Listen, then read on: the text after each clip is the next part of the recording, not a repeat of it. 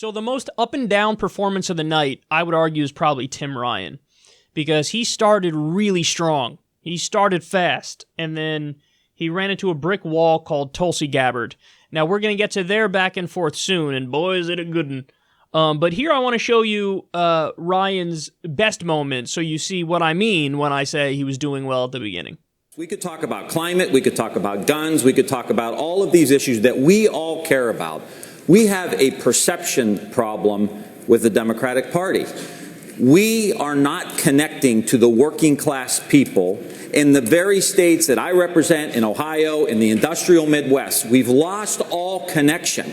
That we have got to change the center of gravity of the Democratic Party from being coastal and elitist and Ivy League, which is the perception, to somebody from the forgotten communities that have been left behind for the last 30 years, to get those workers back on our side so we can say we're going to build electric vehicles, we're going to build solar panels.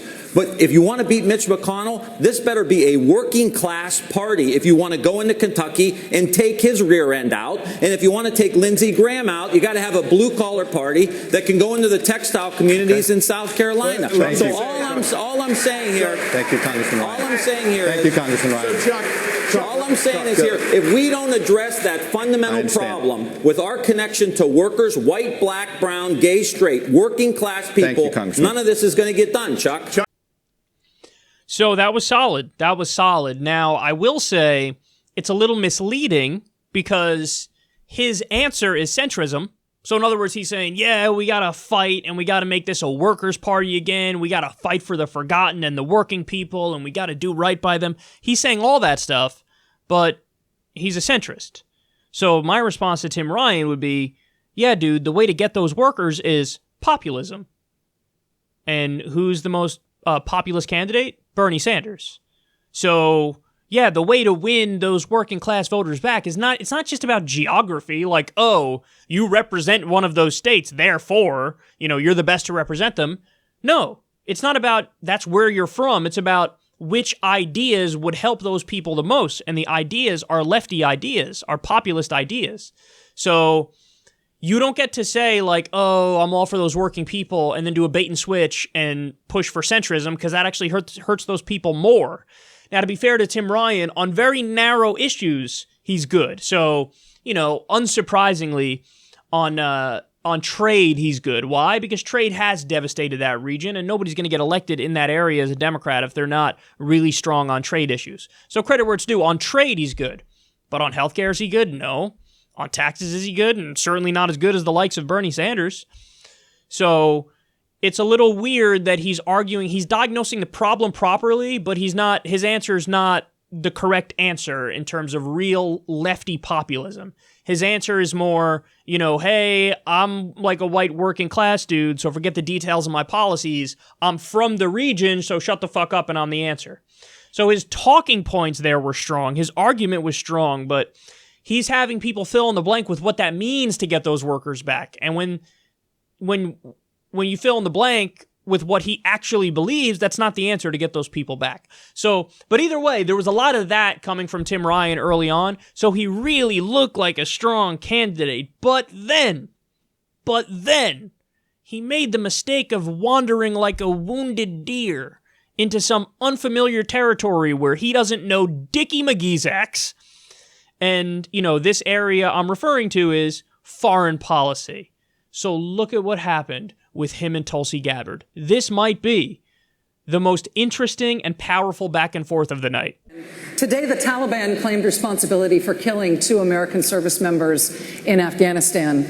Leaders as disparate as President Obama and President Trump have both said that they want to end U.S. involvement in Afghanistan, but it isn't over for America. Why isn't it over? Why can't presidents of very different parties and very different temperaments get us out of there? And how could you? I appreciate that question. So I've been in Congress 17 years, and 12 of those years I've sat on the Armed Services Committee, either the Defense Appropriations Committee or the Armed Services Committee. And the lesson that I've learned over the years is that you have to stay engaged in these situations. Nobody likes it. It's long. It's tedious. But right now we have, so I would say we must be engaged in this. We must have our State Department engaged. We must have our military engaged to the extent they need to be. But the reality of it is this president doesn't even have people appointed in the State Department to deal with these things, whether we're talking about Central America, whether we're talking about Iran, whether we're talking about Afghanistan. We've got to be completely engaged. And here's why. Because these flare-ups distract us from the real problems in the country. If getting drones shot down for $130 million because the president is distracted, that's $130 million that we could be spending in places like Youngstown, Ohio, or Flint, Michigan, or rebuilding. Congresswoman Gabbard, I'm going to give you 30 seconds, actually, to jump off what he said. He described engagement as the problem. Is that what you will tell the parents of those 2 soldiers who were just killed in Afghanistan? Well, we just have to be engaged. As a soldier, I will tell you that answer is unacceptable.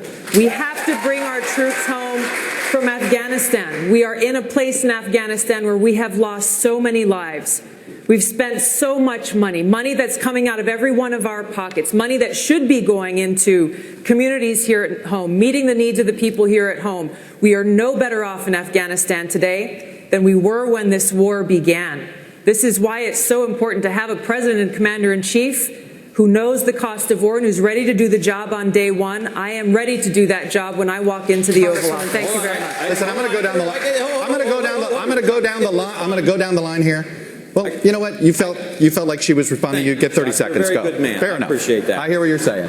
I would just say I don't want to be engaged. I wish we were spending all this money in places that I've represented that have been completely forgotten and we were rebuilding. But the reality of it is, if the United States isn't engaged, the Taliban will grow and they will have bigger, bolder terrorist acts. We have got to have some present there. The Taliban was there long before we came in. They'll be there long before we leave. Well, we cannot keep U.S. troops deployed to Afghanistan thinking that we're going to somehow squash this Taliban that has been there, that every other country that's tried I didn't say squash them. When we weren't in there, they started flying planes into our buildings. So I'm just saying right now, the Taliban didn't attack us on 9/11. Al-Qaeda did. Well, I understand. Al-Qaeda attacked us on 9/11. I understand. That's why I and so many other people joined the military to go after Al-Qaeda, not the Taliban. The Taliban was protecting those people who were plotting against us.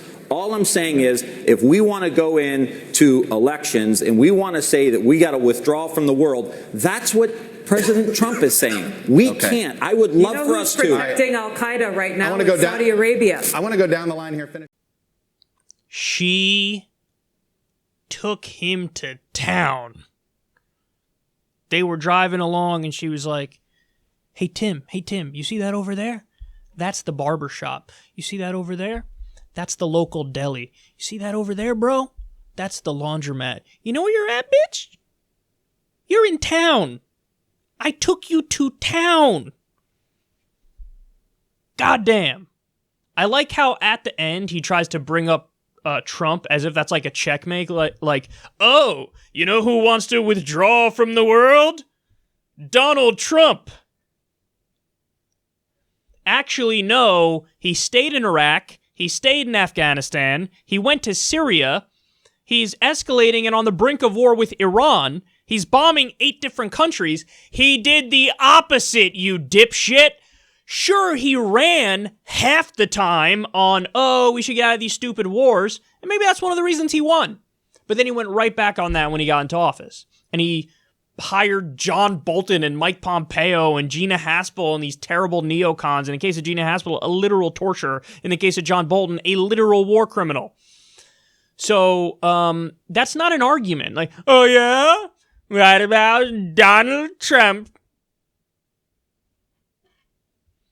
Everything she said there. I nearly jumped out of my seat and started fist pumping when she was like, the Taliban didn't attack us on 9/11. Because he said that they did. He said that they did. And that shows you he doesn't know the difference.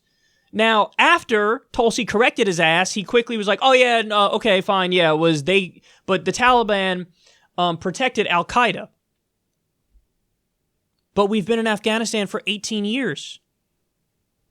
The Taliban, Al-Qaeda is the terrorist group that attacked us. The Taliban is basically a guerrilla army that's in Afghanistan and Pakistan. So they're not going out of their way to attack the United States of America. They're a menace in their own region. Don't get me wrong. They do terror attacks in their own region. They're not about to attack Toledo, Ohio, dog. It's not going to happen.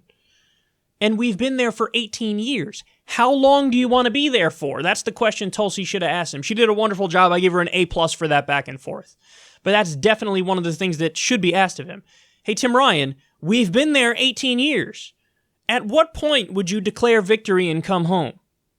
Now, if he's being honest, what'll he say? He'll give the Lindsey Graham answer. You don't leave. No, you don't leave. You stay there forever. But then hold on. You were just doing your whole fake populist tap dance where you were saying, oh, we got to look out for the working man in the state where I'm from. And no, you're right. We do have to do that.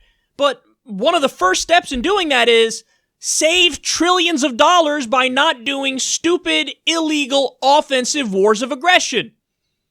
That's like one of the first steps to saving the money and then taking that money and reinvesting it in jobs, reinvesting it in infrastructure, in healthcare, in education, in things that would help regular people. So listen, Tim Ryan, after this, his campaign released a statement on his Twitter account. And they doubled down on the Taliban thing. Oh, what are you doing? What are you doing? Why would you do that? And then in the answer, they try to smear Tulsi and they're like, something, Bashar Assad. Oh, God. So do you understand this? The person who's for getting out of the illegal offensive wars where Americans are dying, civilians are dying, and we're wasting trillions of dollars, that person is being smeared, and that person is being treated like they're crazy. The person who just called for perpetually staying in an 18-year-long war where the Taliban is even more powerful today than it was when we went in there. So obviously what we're doing is not working.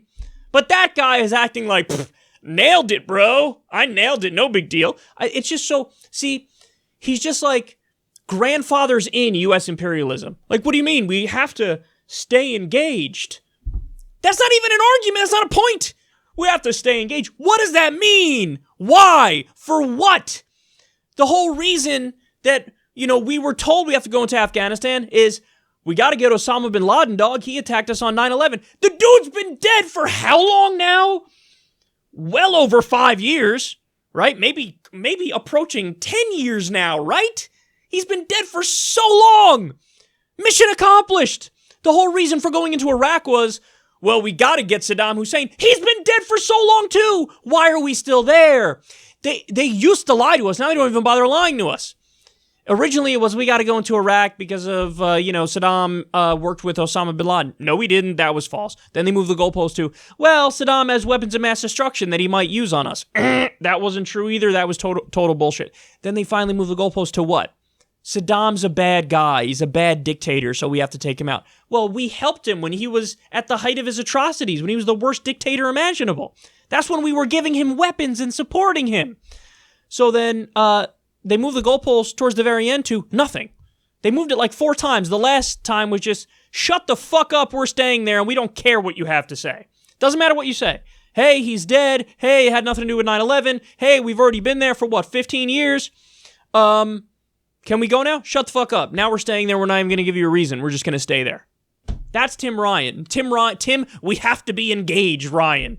Fuck that shit. You're not even making a point. You're not even making an argument. By the way, that is literal what I just told you. That the Taliban today is more powerful than they were when we initially invaded. So that is just empirical proof that what we're doing has not worked. And it's just flushed trillions of dollars down the toilet, killed civilians over there, and killed U.S. soldiers for no goddamn reason. Tim Ryan is a clown. Tim Ryan is a joke. Tulsi Gabbard destroyed him there. And by the way, I think that this was the exchange that totally changed Tulsi's night. Because Tulsi, I don't think she was doing well before this point. She was pretty tepid. She wasn't aggressive. Sometimes she just didn't answer the question, which I'll get to that story in a second because I didn't like that answer and I want to show you that and critique her on that.